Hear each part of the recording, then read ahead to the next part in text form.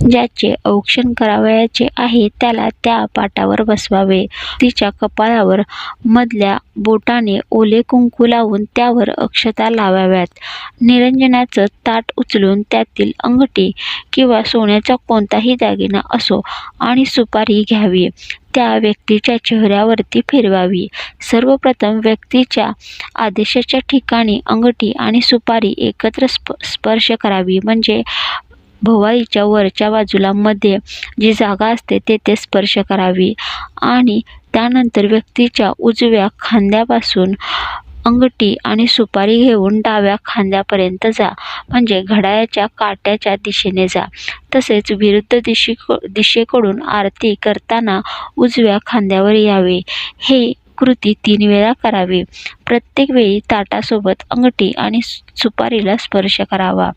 त्यानंतर आरतीच्या ताटातून